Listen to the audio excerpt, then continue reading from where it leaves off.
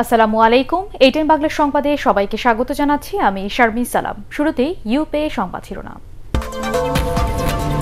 রোহিঙ্গা সংকটের স্থায়ী সমাধানে রাজনৈতিক ও অর্থনৈতিক সহযোগিতার আশ্বাস যুক্তরাষ্ট্রের। ওয়াশিংটনে পররাষ্ট্রমন্ত্রী পর্যায়ের বৈঠক।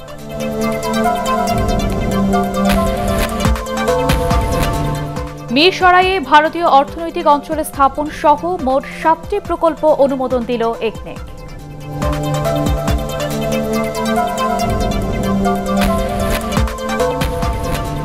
এবং পদ্মা সেতুর 10ম স্প্যান বসানো হবে কাল। দৃশ্যমান হবে সেতুর 1,500 মিটার।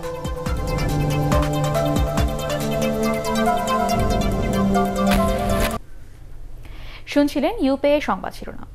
এবারে বিস্তারিত। মিয়ানমার থেকে আসা রোহিঙ্গাদের দেশে ফিরিয়ে নেওয়া এবং এই সংকটের স্থায়ী সমাধানে রাজনৈতিক ও অর্থনৈতিক সহযোগিতার আশ্বাস দিয়েছে যুক্তরাষ্ট্র। ওয়াশিংটনে পররাষ্ট্রমন্ত্রী একে আব্দুল মোমেনের সাথে বৈঠক শেষে একথা জানান মার্কিন পররাষ্ট্রমন্ত্রী মাইক পম্পেও। তিনি বলেন, রোহিঙ্গাদের জন্য নিরাপদ ও সহায়ক পরিবেশ তৈরি করা মিয়ানমার সরকার ও সেনাবাহিনীর দায়িত্ব। সানাউল হকের রিপোর্ট। পররাষ্ট্রমন্ত্রী হিসেবে দায়িত্ব নেয়ার পর ওয়াশিংটনে প্রথমবারের মতো বৈঠক করেছেন মাইক পম্পেও ও ডক্টর আব্দুল মোমেন। বৈঠকে অর্থনৈতিক, বাণিজ্যিক, নিরাপত্তা ও সন্ত্রাস দমন সহ দুদেশের মধ্যকার অগ্রাধিকারের বিষয়গুলোতে আলোচনা হয়। মার্কিন পররাষ্ট্র দপ্তর জানিয়েছে, রোহিঙ্গা শরণার্থীদের জন্য সহযোগিতা এবং সংকটের প্রকৃত সমাধান ও বর্তমান অবস্থা অনুসন্ধানে আন্তর্জাতিক সমর্থন আদায়ে একসাথে কাজ করবে দুই দেশ। পররাষ্ট্র দপ্তরের এক বিবৃতিতে জানানো হয়, এই সংকটের জন্য মিয়ানমারই দায়ী এবং এর সমাধানের জন্য তাদেরকে সহায়ক পরিবেশ তৈরি করা উচিত বলে মন্তব্য করেছেন পররাষ্ট্রমন্ত্রী পম্পেও।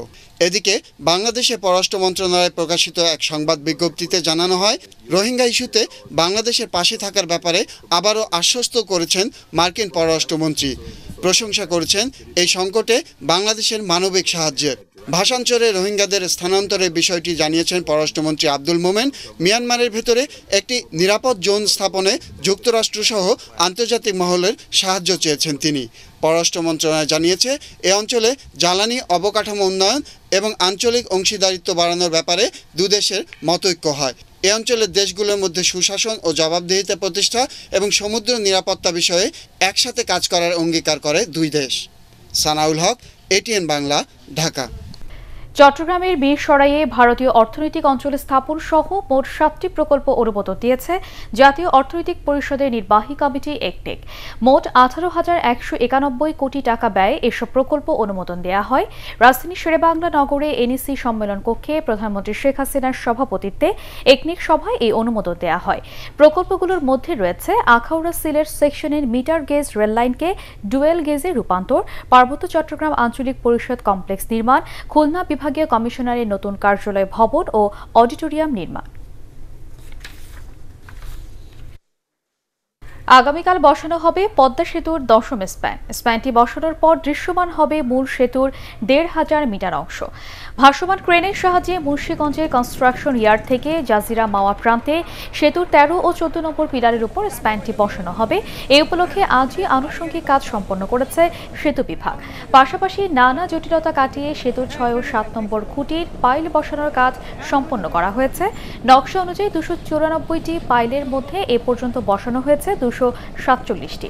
2017 সালে 30 সেপ্টেম্বর 37 ও 38 নম্বর পিলারের প্রথম স্প্যান বসানোর মধ্য দিয়ে দৃশ্যমান হয় পদ্মা সেতু। এরই মধ্যে মূল পদ্মা সেতুর 73% এবং সার্বিক 63% কাজ শেষ হয়েছে। পদ্মা সেতু আমাদের এখানে হয়েছে, আমাদের জন্য ভালো হয়েছে। আমার উত্তর দক্ষিণবঙ্গের জন্য আমাদের অনেক সুব্যবস্থা। যখন এতদিন আমরা আশায় ছিলাম যে পদ্মা সেতু হবে, কিন্তু এখন হয়েছে। এটার জন্য শেখ হাসিনাকে খুব প্রধানমন্ত্রীকে ধন্যবাদ জানাই। আমাদের যাতায়াতের জন্য খুব ভালো হয়েছে। এমনকি 9টা স্পিন বইছে, আর 10টা বসার অনুমতি হয়ে গেছে গা।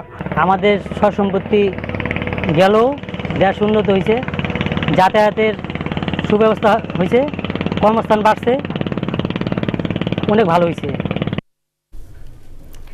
রাজধানী বীরপুরের বেড়িবাঁধ এলাকায় বিআইডব্লিউটি এর 3য় পর্বের প্রথম দিনের উচ্ছেদ অভিযান চলছে। বিরুলিয়া ব্রিজ থেকে গাজীপুরের টঙ্গী অভিমুখী বিভিন্ন প্রতিষ্ঠানে শতাধিক স্থাপনা গুড়িয়ে দেওয়া হয়েছে। সেখানে আছেন আমাদের সহকর্মী শফিকুল ইসলাম শামীম। আমরা এখন সরাসরি চলে যাচ্ছি তার কাছে। শামীম, উচ্ছেদ অভিযানের সবশেষ কি তথ্য আছে আপনার কাছে? শারমিন বলো, শুনতে পাচ্ছি। শারমিন, আসলে সকাল থেকে মিরপুর বেড়িবাঁধ সংলগ্ন দুপাশেই তুরাগের যে স্থাপনাগুলো রয়েছে সেগুলো সরানোর কাজ, উচ্ছেদের কাজ শুরু করেছে বিআইডব্লিউটি এবং সেই উচ্ছেদ চলমান রয়েছে। আমরা এই মুহূর্তে রয়েছি দিয়াবাড়ির ঠিক অপর পাশে বিরুলিয়ার মধ্যে পড়েছে যে একটি রিক্রিয়েশন ওয়ার্ল্ড নামে একটি তুরাস রিক্রিয়েশন ওয়ার্ল্ড নামে একটি পার্ক রয়েছে। সেই পার্কটি কিন্তু ঘুরিয়ে দেওয়া হয়েছে, সেটি সম্পূর্ণ অবৈধভাবে নদী ভরাট করে তৈরি করা হয়েছিল এবং এপাশেও অনেকগুলো স্থাপনা ছিল। বিশেষ করে সকালে টেক্স ইউরোপিয়ান বিডি লিমিটেড নামে একটি প্রতিষ্ঠান, তারা 170 একরের মতো 70% মতো জমি তারা এখানে দখল করেছিল এবং সেগুলো সবই ছিল ডোবা। শামীম, আপনাকে ধন্যবাদ। এবারে জানাবো শেয়ার বাজারে খবর।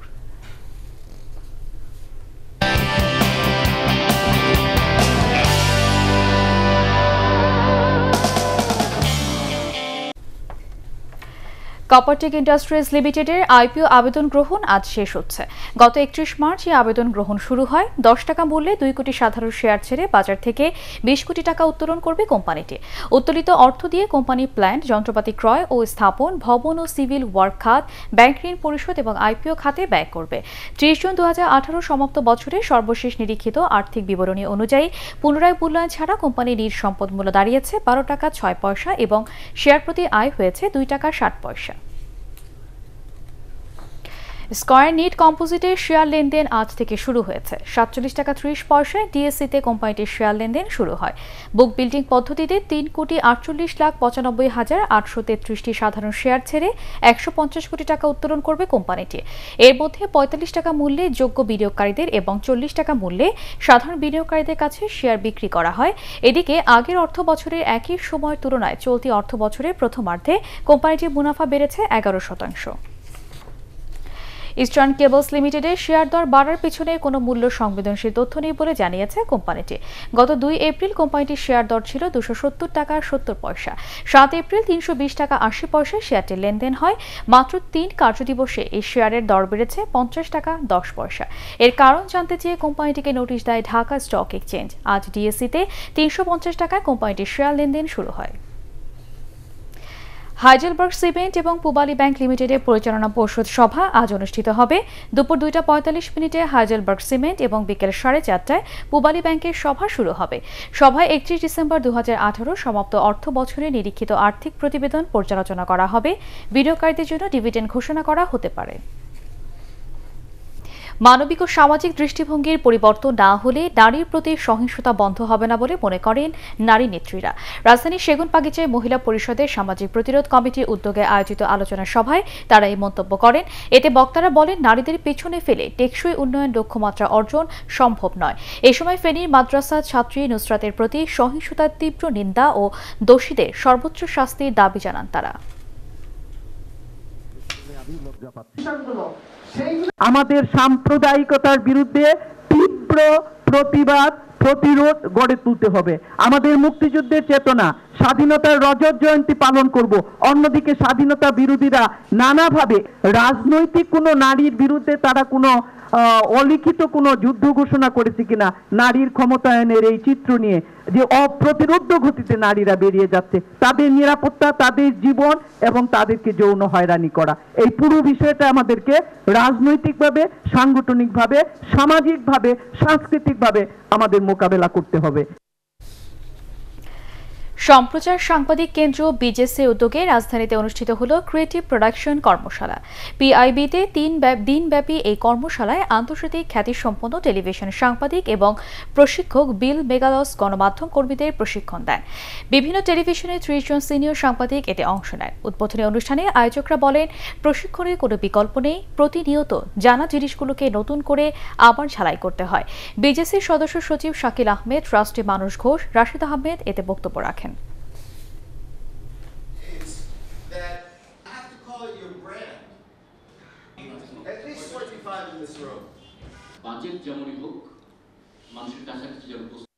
এবারে আল আরাফা ইসলামী ব্যাংক অর্থ সংবাদ।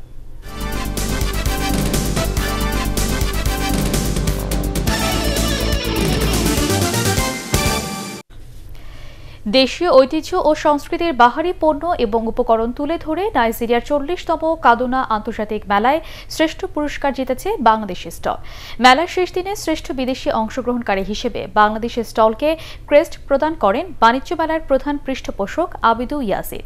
গত 29 মার্চ শুরু হওয়া মেলায় এবারই প্রথম অংশ নেয় বাংলাদেশ। পণ্য ছাড়াও মেলায় প্রামাণ্য চিত্রের মাধ্যমে বাংলাদেশের ইতিহাস, ঐতিহ্য, উন্নয়ন কর্মকাণ্ড এবং পর্যটনের বিশাল দিক তুলে ধরা হয়।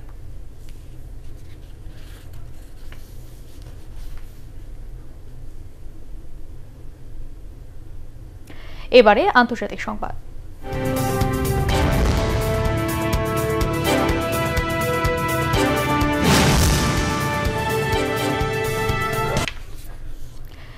লোকসভা নির্বাচনে ভারতীয় জনতা পার্টি বিজেপি ইশতেহারকে বিচ্ছিন্ন মানুষের কণ্ঠস্বর বলে সমালোচনা করেছেন কংগ্রেস সভাপতি রাহুল গান্ধী।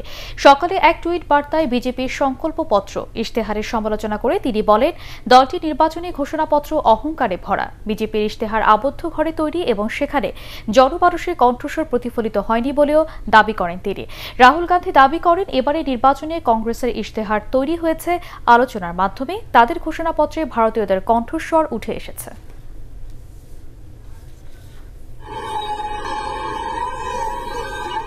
স্ট্যান্ডার্ড ব্যাংক বাণিজ্য সংবাদ।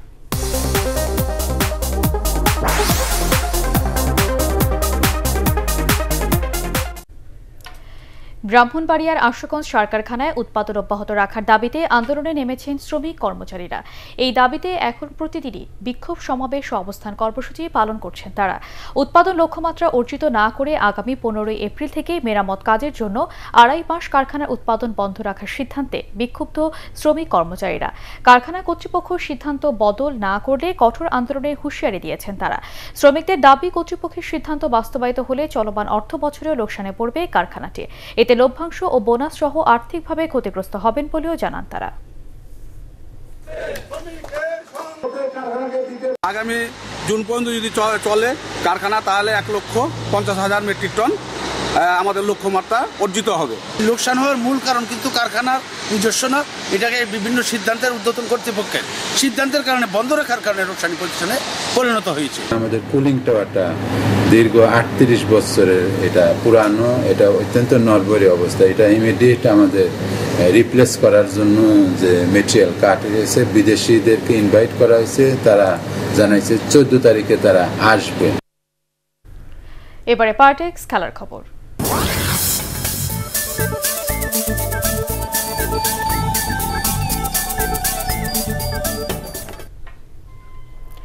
উয়েফা চ্যাম্পিয়ন্স লিগের কোয়ার্টার ফাইনালের প্রথম লেগে রাতে টটেনহ্যামের বিপক্ষে মাঠে নামবে ম্যানচেস্টার সিটি। দেশি আর চেনা প্রতিপক্ষই শুধু নয়, টটেনহ্যামের জন্য চ্যাম্পিয়ন্স লিগে নতুন মাঠে এটি প্রথম ম্যাচ। তারপরও নিজেদের সেরা খেলা ছাড়া অন্য কোনো দিকে মন দিতে চান না এবারের মৌসুমে 4টি শিরোপা জয়ের দৌড়ে থাকা Man City coach Pep Guardiola. আরেক খেলায় এফসি পোর্তোর প্রতিপক্ষ লিভারপুল। গত মৌসুমে পোর্তোকে শেষ 16তে 5 গোল দিয়ে বিদায় করেছিল ইয়র্গেন ক্লপের দল। পরের মৌসুমে আবারও তাদের মুখোমুখি হওয়ার এমনিতেই আত্মবিশ্বাসী অলরেডরা। তার উপর ঘরের মাঠ অ্যানফিল্ডে যে কোনো প্রতিপক্ষের সামনে মূর্তিমান আতঙ্ক লিভারপুল। রাত 1টায় শুরু হবে ম্যাচ দুটি। শেষ করার আগে ইউপে সংবাদ শিরোনাম আরও একবার। রোহিঙ্গা সংকটের স্থায়ী সমাধানে রাজনৈতিক ও অর্থনৈতিক সহযোগিতার আশ্বাস যুক্তরাষ্ট্রে। ওয়াশিংটনে পররাষ্ট্রমন্ত্রী পর্যায়ের বৈঠক।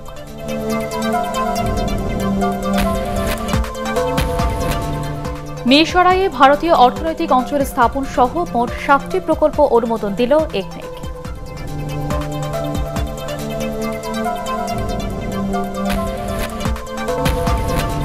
এবং পদ্মা সেতুর 10ম স্প্যান বসানো হবে কাল, দৃশ্যমান হবে সেতুর 1,500 মিটার।